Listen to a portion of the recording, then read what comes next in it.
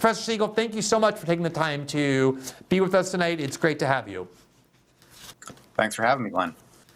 Sure. So we just went through this kind of, several decade-old body of research about how sanctions often fail to achieve their stated outcome and at the same time impose all kinds of harms on the countries that we're targeting without any sort of benefit geostrategically to the United States. If I know about all this and you're doing work and you're able to presciently warn that Russian sanctions on Russia would be unlikely to change their behavior, clearly a lot of people in Washington know that as well.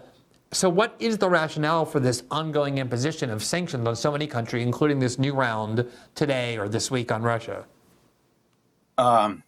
It's hard to say, to be honest. I mean, a lot of it, some people would say, is purely symbolic because most people know that the sanctions don't really work and are not going to work. I think there's an important distinction to be made. You're making it implicitly and others make it implicitly, but there's a distinction between the political effects of sanctions and the economic effects of sanctions.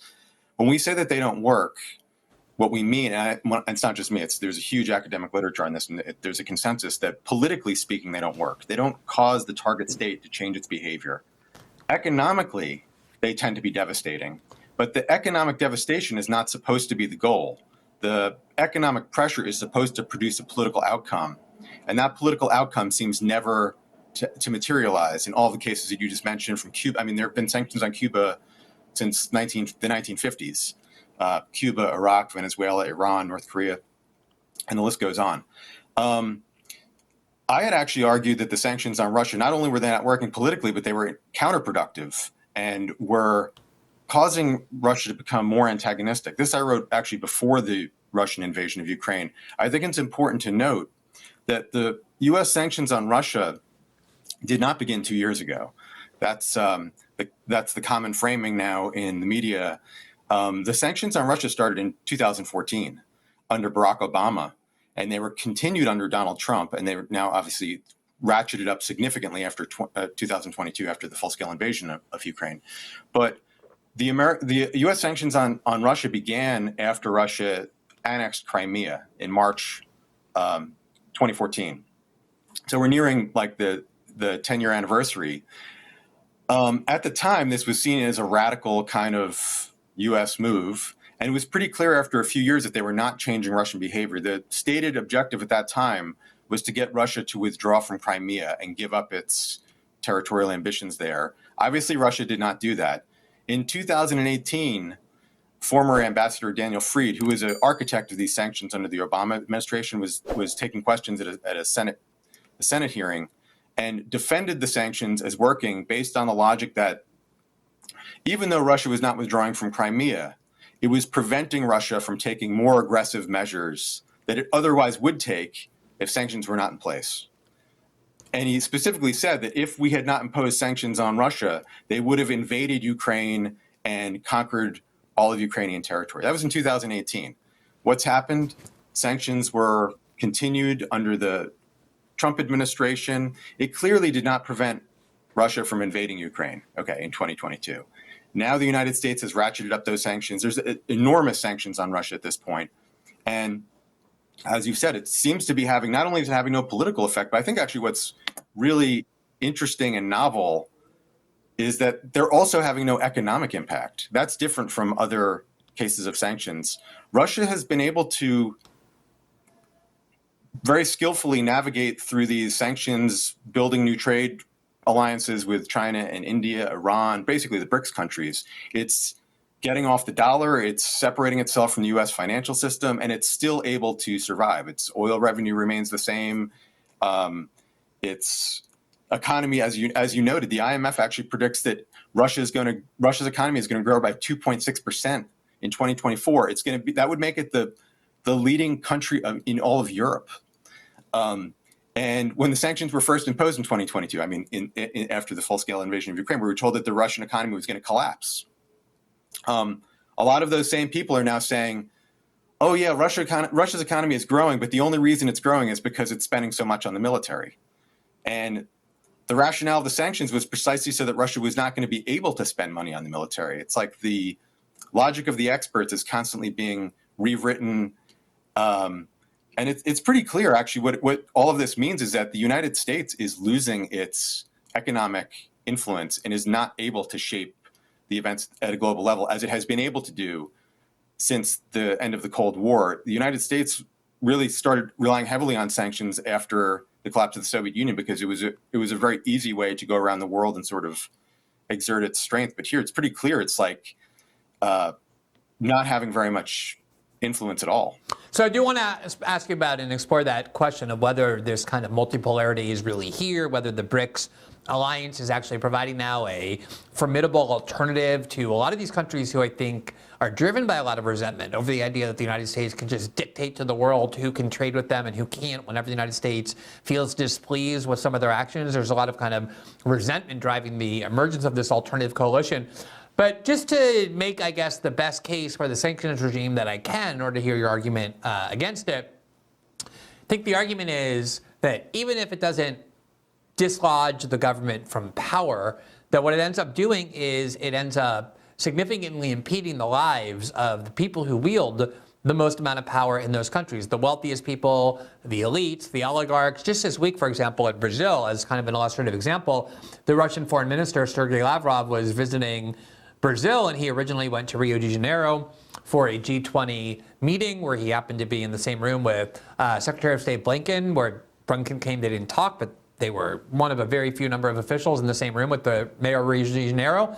And when the Russian foreign minister, was scheduled to then travel to Brasilia to meet with President Lula da Silva, he couldn't get gasoline for his plane, for the Russian plane, because the providers of aircraft fuel in Brazil are all tied to the U.S. economy, and we're concerned about the ramifications that they've sold fuel to the Russians. And so Lula dispatched a government plane, a military plane, to take Lavrov to Brasilia. But it's kind of an example of how a lot of the people in Russia, the political officials, the elites, the kind of oligarchs who used to travel to Western Europe and now have had their assets seized or have had their lives impeded, that kind of pressure is supposed to foster behavioral change. That was what you addressed in your article. Why doesn't that work? I mean, it does seem like those impediments are real, at least in some instances.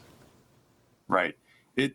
Logically, it seems like those sanctions should have worked. And by that, I mean, if you go back to 2014, the sanctions that the United States first imposed on Russia are what are called targeted sanctions. They weren't intended to affect the broader Russian economy. They were really designed to target Putin's closest allies and officials in the Russian government to make them bear a personal cost in the ways that you've just described, by freezing assets or making it very difficult to access their wealth that they have stored in European and American banks. And the logic is that these are the people that Putin relies on to stay in power. I think that's actually true. That underlying truth, that's correct. Putin does rely on these very wealthy oligarchs to stay in power.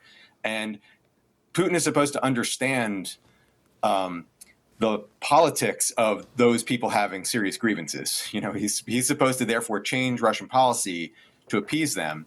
But it simply has not had that effect. Putin was able to do various kinds of things by using the levers of the state and using credits and subsidies and tax policies and incentivizing a lot of oligarchs to bring their money back into Russian banks. One of the paradoxical effects of those sanctions, those targeted sanctions in 2014, is that Russia had a huge inflow of capital. I mean, oligarchs were moving all of their money out of European and American banks and were recapitalizing the Russian banking system. Russia's banks, actually, just as another piece of evidence of how badly these sanctions work economically, Russian banks just posted their largest ever profits this year. There's the money of the oligarchs is now basically being protected by the Russian state, and I would say there is more of an alliance between the Russian oligarchs and Vladimir Putin than there was before the sanctions started. So they're having a counterproductive effect. I mean, there was an article in Bloomberg that stated this very bluntly. It was from 2017 or 18 that said, the sanctions are bringing Russia's oligarchs right into Putin's arms. You know, they're consolidating the state elite there. And I think before this, a lot of Russian oligarchs, I mean, they were internationalists. They were bringing their money all over the world. They had incentives not to keep it in Russia, of course, because the rule of law is not very strong there. And now the opposite is true. I think they feel vulnerable to European and American power, and they have an incentive to work more with the Russian state and keep their assets inside Russia. Yeah, I mean, And most of the evidence. there were Russian oligarchs like the brothers who founded the encrypted app Telegram, who then also founded kind of the Russian Facebook, who kind of got driven out of Russia for not turning over data, and they had their wealth trifled with. I mean, they're certainly doing perfectly fine, but there have been other instances of billionaires, Russian billionaires, being expelled or having their wealth seized. So there did seem to be an incentive that has now backfired, as you said. But beyond the kind of economic component that you just very adeptly laid out, I think one of the things that has alarmed people or left a lot of people confused, and I may even count myself among them, is the fact that we spend almost $1 trillion a year on our military, and we have done everything possible to try and get artillery into the hands of the Ukrainians, and not just us, but all of our NATO allies, everyone in Europe has done the same, and somehow under this supposedly very intensive sanctions regime that we were told were going to make the Russians run out of bullets. I remember being told that in April and May and June of 2022. The Russians have wildly outproduced all of the NATO, including the United States, when it comes just to the mere production of artillery, a major reason that they're winning the war, along with drones and other things. How have they been able to do that? How have they been able to manufacture and produce so much more military equipment than even the wealthiest and most militarized country in history, which is the United States? Well, first of all, Russia has a huge arms industry. So, I mean, they're quite good at making weapons. The problem is that the sanctions were supposed to restrict their ability to get important imports into their weapons manufacturing. And they've been able to get around this quite easily, actually. They've just started importing all of those products from China, for one. That's one major. Well, that's basically why the sanctions are not working. China is basically providing Russia with everything that it needs. Russian imports from China have skyrocketed. Its imports from Europe and the United States have plummeted, and China's made up most of the difference. In addition, Russia has worked a lot with the states of Central Asia and the Caucasus, to a slightly lesser extent, Turkey, and has found buyers in those states to import these goods from both Europe and the United States. So, for example, they'll be imported into Kyrgyzstan, and then Kyrgyz businesses will export them to Russia, completely skirting the restrictions. So, in other words, Russia actually is still able to get a lot of inputs from the West. I actually read a report. I don't know if it's just almost anecdotal, but the Russian weapons that have been recovered on the battlefield still are like 98% of the components are still from Western sources. I also read a report recently, British exports to Russia plummeted by 75% after the sanctions, after 2022, but its exports to Uzbekistan went up by the same amount, and Uzbek exports to Russia went up. So it's like all of the product is just moving through other places, and honestly, Russia's been politically and diplomatically adept at navigating through this. China and India are huge counterweights to the United States, and this is why I do think this marks. I mean, I hate to make such bold statements, really, but it potentially marks a huge change in geopolitics, where you do see this transformation happening, where the economic power of China and India and the BRICS as a bloc really does seem to be undermining the power of the United States and Europe. Again, politically, the sanctions probably would have never worked anyway, but economically even, Russia's basically able to get around them. There's almost no discernible impact of the sanctions economically in Russia. As you, like in the case of Venezuela or Iran, as you described earlier, you just don't see that in Russia. There's, stores are full, people have consumer products. I mean, there's some inflation, but the economy does have, like every other economy, there are problems, but it's not, I just spoke to somebody in Moscow today, and there's no discernible change in everyday life in the economy there.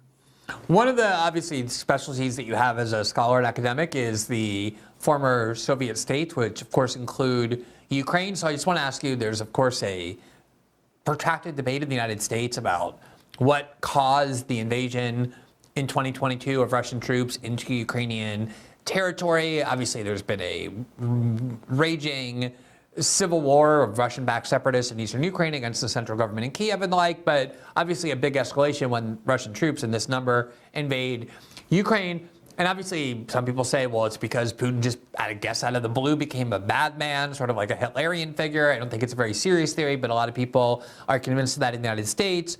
Others say that he suddenly has territorial ambitions to conquer to conquer all of Ukraine. And then, of course, others say that it was, at least in part, a defensive act against provocative acts by NATO and the United States to threaten this very sensitive part of the Russian border with NATO expansion and other kinds of interference in Ukraine. What is your view on that overall question of what finally led Putin and the Russians to invade on this level in February 2022?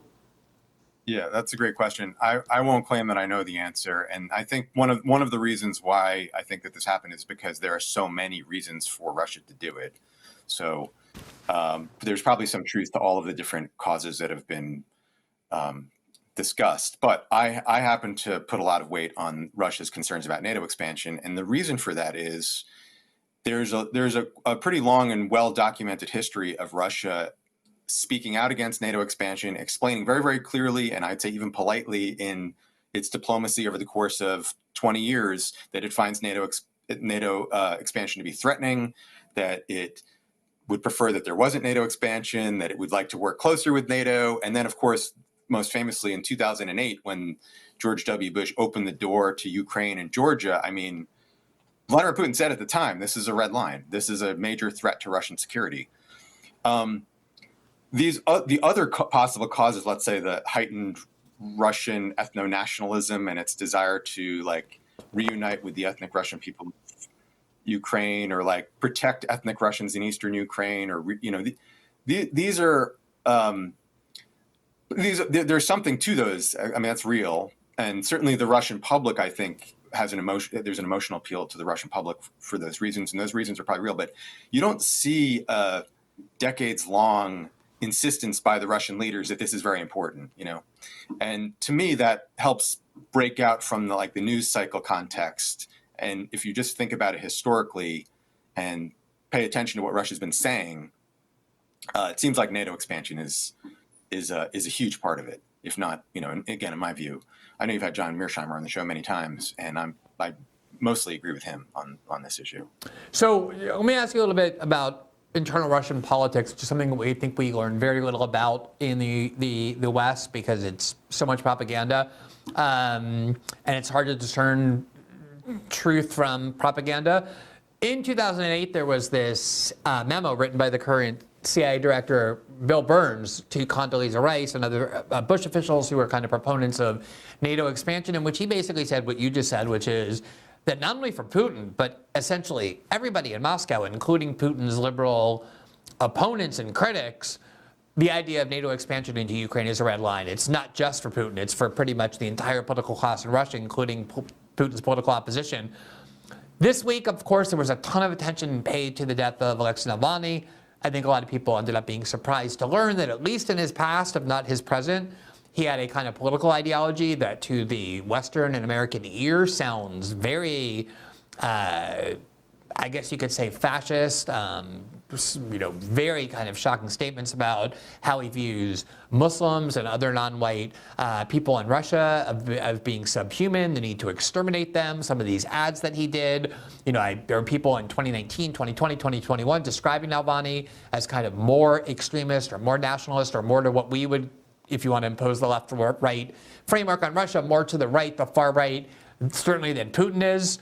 And I think a lot of Americans want to believe that there's this Russian opposition that's just very liberal, very pro-Western, very similar libertarian, rising up against Putin.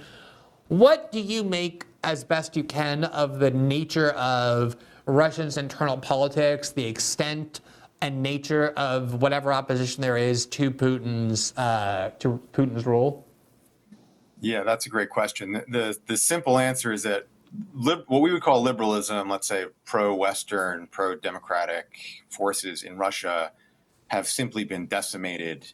And a large reason for that is the legacy of the 1990s. The liberal parties of Russia basically were the parties that led the path towards the post-Soviet transition, were in power under Yeltsin, led the transition to capitalism, the transition to democracy.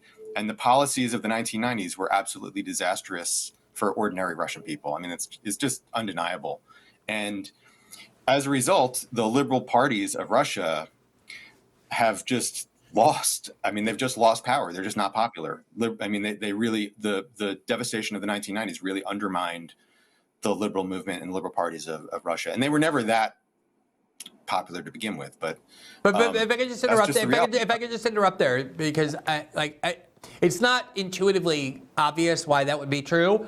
You know, there was, I guess, the narrative is that what ended up happening was with the United States and Yeltsin, there was kind of this austerity and this neoliberalism imposed on Russia. There was a lot of corrupt privatization that made a ton of people very, very rich at the expense of pretty much everybody else. Why would those events cause a decline in popularity for the liberal parties, which oftentimes benefit when people are angry about austerity and neoliberalism and the like? Well, they were the parties that were carrying out these exact policies. So when I say liberal parties, I mean these were the parties carrying out the privatization, very rapid privatization, and these were the parties sponsoring the loan for shares and basically the theft of state property. All at the same time, you know, ordinary people didn't have savings because the Soviet economy was basically a non-money economy. And people lost their pensions. They had no, you know, there were serious hardships. There was almost a generation of people that really had a significantly reduced standard of living. And honestly, it's really under Putin that one of the reasons that Putin became popular is he really led Russia out of this era and sort of re-established some semblance of a more normal standard of living. In the context of Russian politics, the reality is there just isn't a strong liberal opposition. You know, there was Boris Nemtsov before. Again, he was a pretty popular figure, but he was not. It's still fairly marginal. I mean, Putin is extremely popular even right now. His even if they had free and fair elections, there's a very good chance he would win. Now, of course, there's been a very, very heavy hand against other opposition leaders. But Alexei Navalny was even at the height of his popularity, he was relatively popular among urban, mostly younger people, educated people, urban people who were better off. He had very, very little following in Russia's rural areas, which are dominant. You know, Vladimir Putin carries the rural regions of Russia, the less educated population. But even Alexei Navalny, as you started to indicate, he's not really a liberal in the sense that we would understand in the West. And he was an ethno-nationalist.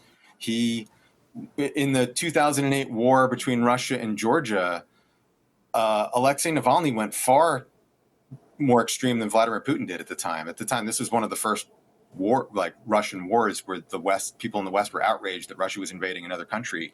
Alexei Navalny at the time, if I remember, actually called for the expulsion of Georgian citizens from the Russian Federation. And Vladimir Putin is, by comparison, much more of a pluralist, and especially at that time. I think he's less so now. But and I don't mean to. I certainly don't want to sound like I'm defending Vladimir Putin, but I think within the context of Russian politics, the liberal parties or the pro-Western parties have done a lot to undermine themselves. I will say, I do want to add, just for the sake of some balance here. I mean, Alexei Navalny, I think he was not the kind of hero that he's made out to be in the West, but I do think the guy had a lot of guts. I mean, absolutely. He really did oh, for sure. stand up. I mean, he went back to Russia knowing what his fate was likely to be, and there's no taking that away from him. Yeah, absolutely. So I don't want to. No, for sure. I just wanted to get it. I think everyone can recognize that, and I think it is impressive. I think when people sacrifice for a cause, independent of what you think of their cause, you have to admire that, just like on a kind of personal level. That level of physical and moral courage, I think, is rare. But I think also it's important to distinguish propaganda from reality. I mean, just in general, that's a good thing to do. Let me ask you one last question. I could ask questions for a lot longer than that, and we would love to have you back on.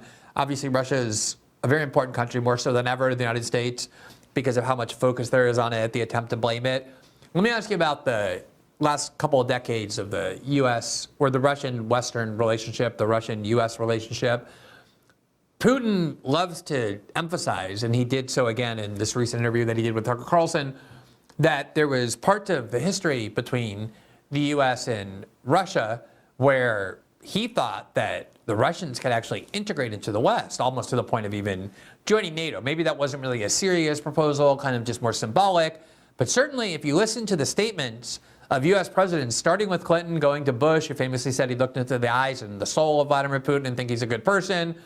Obama talked a lot about how he didn't want to confront Russia. He thought there were ways that the U.S. and the Russians could work together in places like Syria, where they had common enemies, and facilitating the Iran deal. He certainly didn't want to confront Putin over Ukraine or Syria. He didn't think it was worth it. Obviously, Trump ran on a platform of better relations with Russia. How much of an opportunity was there really that has been just squandered by whichever side you want to assign the most blame to? But how much of an opportunity was there really from the perspective of Putin, the willingness and inclination of Putin to have much more constructive relationships with the United States and the West than Russia ended up having? Yeah, that's a great question. And there's plenty of blame to go around. I think one very important episode that is not well appreciated, understood in the United States is that after September 11th, Russia and the United States had entered a rocky patch in the late 1990s with the NATO bombing of Serbia, which was a Russian ally. And of course, the fact that that bombing was carried out by NATO, which Russia saw as an anti-Russian force, in an offensive military campaign, made Russia very unhappy. But after September 11th, Vladimir Putin, he was the first foreign leader to call George W. Bush, and they had already had a very good relationship. And they, from many accounts, there's a book by Peter Baker that documents a lot of this. They really were like looking toward cooperating in this post 9/11 world because Russia had all these concerns about terrorism in Chechnya, and now the United States was going to be focusing on Afghanistan, and there was a lot in common, a lot of security interests in common. And this was based, Vladimir Putin was talking about the U.S. Soviet alliance during World War II. That's sort of like what some of the thinking was. And he actually offered George W. Bush, he offered to help him establish U.S. military bases in Central Asia, which was a part of the Soviet Union. I'm talking about post-Soviet Central Asia and Uzbekistan and Kyrgyzstan, areas where the United States basically had no relations at all, almost no influence. They'd only been independent for a decade at that point. The U.S. turned him down, actually, and I think the reason for that had a lot to do with Cold War era mindset among the leaders of the American government at that time. The George W. Bush cabinet was made up of a lot of Cold War hawks. They told Vladimir Putin, "We'll establish military bases there. We don't need your cooperation. Like, we don't want you to think that we have to rely on you to do it." This is quite almost explicitly what they said, and really pushed him to the side and made a very forceful effort to sort of establish bases there without Putin's approval or support.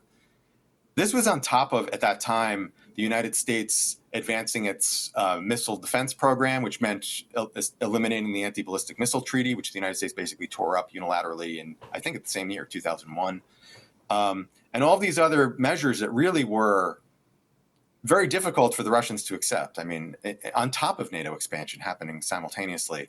So I can't, I don't know that I can explain why the United States took these positions other than some combination of Cold War era hawkishness among the foreign policy establishment, and also a neoconservative sort of, there was that famous idea of the unipolar moment, that because Russia was kind of down, the United States had this opportunity to remake the entire world and establish itself as the only significant power while it had the opportunity to do so. And I really think the United States bears more of the responsibility for no other reason than it was the more powerful actor and could have made concessions to Russia if in the interest of having a more fruitful partnership. And it just, real obviously has not gone in that direction. Stephen Cohen, the famous historian, he's passed away now, but he was saying, even I think as early as 2008, that there was a new Cold War. And I was very, very prescient. I think that's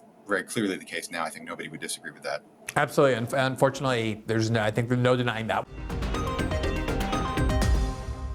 Thanks for watching this clip from System Update, our live show that airs every Monday through Friday at 7 p.m. Eastern, exclusively on Rumble. You can catch the full nightly shows live or view the backlog of episodes for free on our Rumble page. You can also find full episodes the morning after they air across all major podcasting platforms, including Spotify and Apple. All the information you need is linked below. We hope to see you there.